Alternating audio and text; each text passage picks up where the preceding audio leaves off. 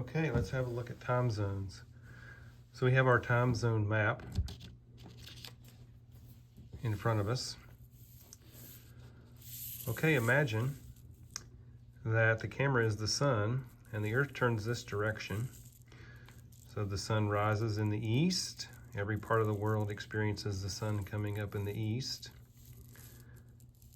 And so these parts of the world experience day sooner than these parts of the world over here.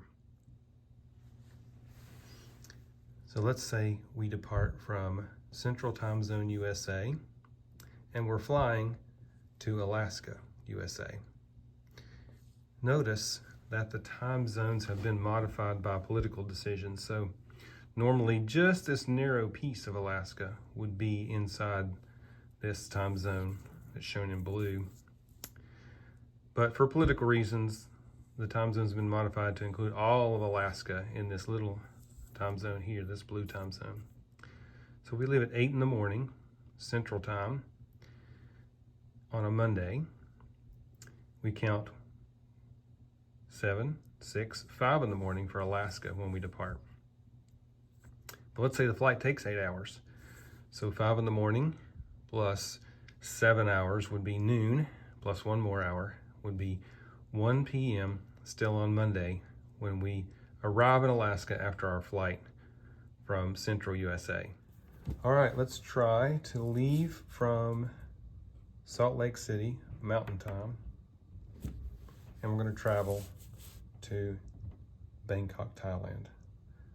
Now the only issue is that this map is set up so it's easiest to count going this direction, but a flight from Salt Lake City to Bangkok would actually cross the Pacific Ocean going this direction.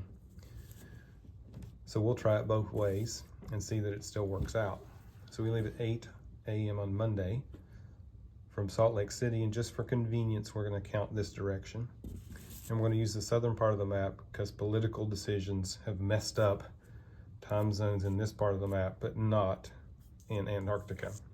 So 8 a.m. Monday, 9, 10, 11, 12, 1 p.m. Monday, 2, 3, 4, 5, 6, 7, 8, 9, 10 p.m. Monday.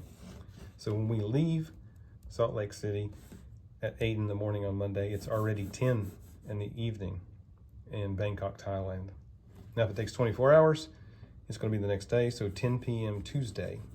Flights take a long time, of course. There's stops, changes of planes, and so forth. So assuming the flight takes 24 hours, it will wind up being 10 p.m. on Tuesday when we arrive in Bangkok. Okay, so we're going to leave and we're going to actually fly across the Pacific Ocean like we would for real, in real life.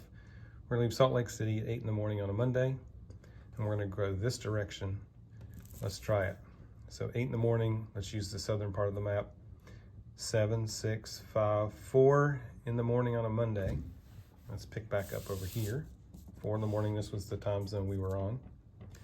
3 in the morning. Now we're crossing the date line, so we got to go back one day, or sorry, forward one day. So we're into Tuesday over here, but 3 in the morning, 2, 1, midnight. So now we're crossing back into the previous day. This is 11 o'clock on Monday and 10 o'clock on Monday. So 10 p.m. here. All right, let's try to travel from Salt Lake City across the Pacific, which is more realistic.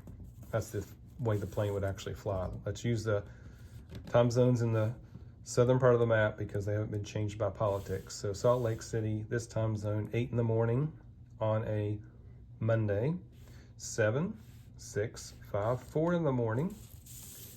And this is the time zone right here, 4 in the morning, 3 in the morning, but we've crossed the international date line. So anytime we cross coming from the east to the west, we add one day. So we added a day. This is 3 in the morning on Tuesday now. 2 a.m., 1 a.m., midnight, 11 p.m. Now we crossed back into Monday because these times are earlier. These times are earlier. So 11 p.m. on Monday and 10 p.m.